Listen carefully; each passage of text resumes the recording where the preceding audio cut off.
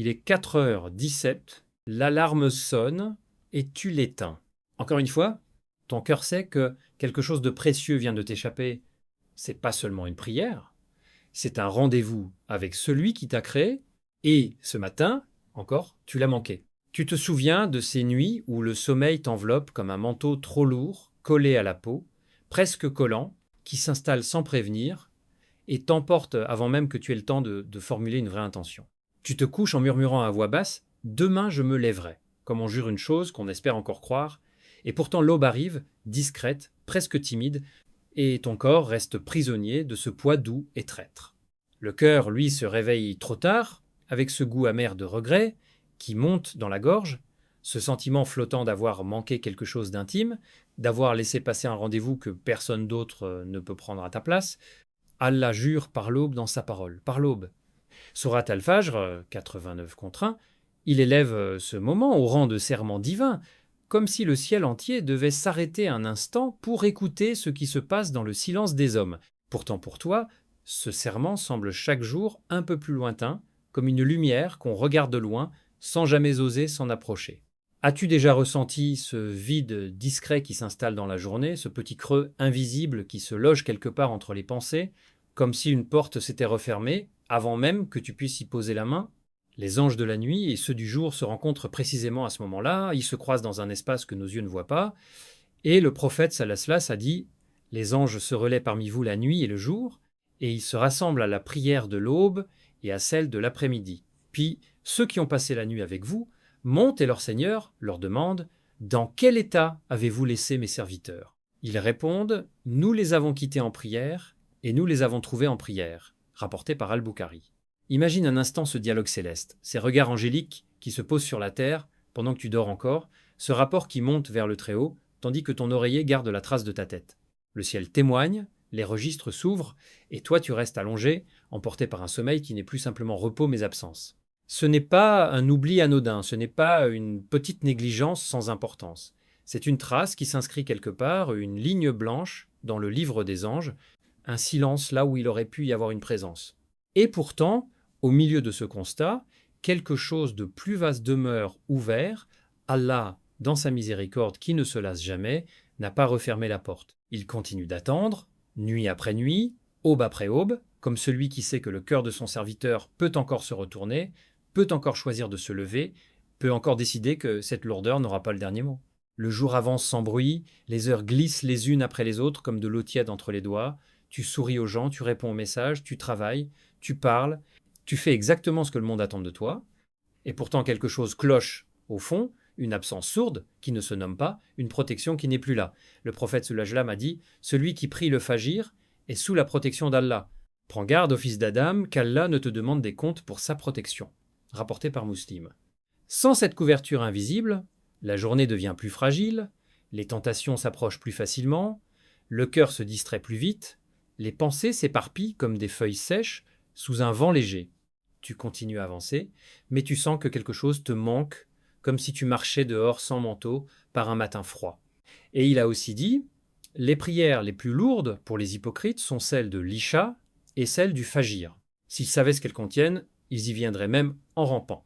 Rapporté par Al-Bukhari et Muslim. Ces mots ne tombent pas comme une condamnation, ils se posent plutôt comme un miroir calme devant ton visage, un miroir qui ne juge pas mais qui interroge. Il te demande sans élever la voix: pourquoi ce moment précis est-il si difficile? Pourquoi le corps refuse-t-il de se lever alors que l'âme sait? Est-ce vraiment seulement le sommeil qui te retient, ou y a-t-il quelque chose de plus profond?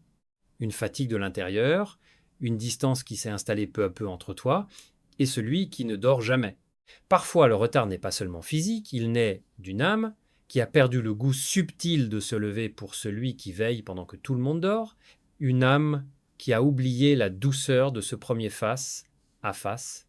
Allah dit: établis la prière depuis le déclin du soleil jusqu'à l'obscurité de la nuit et récite le Coran à l'aube, car la récitation du Coran à l'aube est témoignée. Surat Al-Isra 10-7 contre 78. Ce Coran de l'aube est témoigné par les anges qui se croisent, par le ciel qui écoute, par l'univers entier qui retient son souffle un instant, et un jour peut être par toi-même si tu choisis enfin de répondre à cet appel qui ne s'est jamais éteint. Alors comment sortir de ce cycle qui recommence nuit après nuit? Comment briser cette répétition douce et lourde qui t'emporte chaque matin un peu plus loin? Le changement ne commence jamais au réveil, il commence la veille, dans le silence de la chambre, dans la façon dont tu poses ton corps sur le matelas et dont tu choisis de fermer les yeux. Couche-toi tôt, car le prophète Salamast détestait le sommeil avant l'Isha et les conversations inutiles qui s'étirent après, ces paroles légères qui volent le repos dont ton âme aura besoin. Fais tes ablutions avant de dormir, laisse l'eau toucher ta peau une dernière fois, comme une préparation discrète, puis recouche-toi sur le côté droit, la main sous la joue, dans la position qu'il aimait, formule une intention sincère, presque murmurée: « Ô Allah, fais-moi me lever pour ta prière », non pas comme une phrase apprise, mais comme un appel réel lancé dans le noir. Place ton téléphone loin de toi, assez loin pour que le geste de l'éteindre demande un effort, mais plusieurs alarmes à des intervalles différents, demande à quelqu'un de confiance de t'appeler si besoin, transforme ces petits gestes en barrière contre l'oubli, et surtout, juste avant de fermer les yeux, rappelle-toi que les 2 rakas de la sunna du Fajr valent mieux que le monde, et tout ce qu'il contient, rapporté par Muslim, que ce moment minuscule de présence avant l'aube pèse plus lourd que toutes les richesses visibles. Ce n'est pas une technique, ce n'est pas une liste de conseils à cocher, c'est un retour lent et humble, vers un rendez-vous que ton âme a toujours su qu'elle devait honorer, même quand le corps essayait de l'oublier. Chaque nuit, tu as le choix, vraiment le choix. Laisser le shaitan nouer ses nœuds sur ta tête en te murmurant que la nuit est encore longue, ou commencer à les défaire un par un en mentionnant Allah, en te purifiant, en te préparant déjà à te lever, comme si tu décidais à l'avance de ne plus être absent. Un matin, tu te lèves, même si c'est difficile, même si le lit te tire en arrière avec une douceur insistante, même si chaque muscle murmure qu'il est trop tôt, tu poses quand même un pied par terre, puis l'autre, et tu te tiens devant Allah, alors que le monde dort encore, dans ce silence rare où seules les premières lueurs commencent à se glisser entre les rideaux. Et quelque chose change, non pas d'un coup violent, mais comme une lumière qui s'installe lentement à l'intérieur, une présence qui n'était pas là la veille.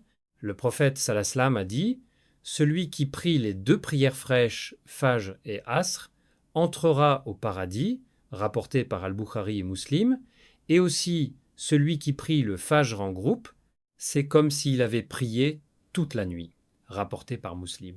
Ces paroles ne restent plus des phrases lointaines, elles deviennent une réalité qui touche ta peau, parce que ce n'est plus seulement une obligation que tu accomplis, c'est une lumière qui entre dans ta journée dès les premières minutes, une protection invisible qui t'accompagne ensuite dans les rues, dans les conversations, dans les moments de fatigue, une douceur nouvelle qui s'installe dans le cœur et qui change la façon dont tu regardes le reste des heures.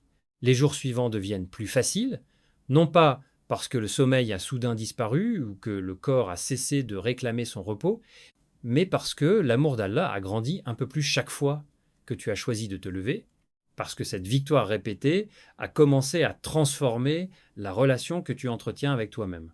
Tu découvres, alors que se lever pour le fajr n'est plus une lutte contre ton corps, ce n'est plus un combat que tu dois gagner chaque matin à force de volonté, c'est devenu une victoire de ton âme, une façon douce et ferme de dire que tu es présent, que tu réponds, que tu es de ceux qui, malgré la lourdeur, choisissent encore de se tenir debout dans le silence de l'aube. Aujourd'hui, mon frère, ma sœur, tu n'es plus obligé de rester dans le cycle du regret. Demain matin, l'aube viendra encore. Et Allah t'attend. Fais de cette nuit le début d'un nouveau chapitre. Dors avec l'intention. Lève-toi avec l'espoir et prie avec le cœur. Oh Allah, toi qui ne dors jamais, réveille nos cœurs avant de réveiller nos corps. Accorde-nous la force de nous lever pour ta prière de l'aube. Place-nous sous ta protection. Fais de nos aubes des moments de lumière et fais-nous entrer dans ton paradis parmi ceux qui ne manquent jamais ce rendez-vous. Amen.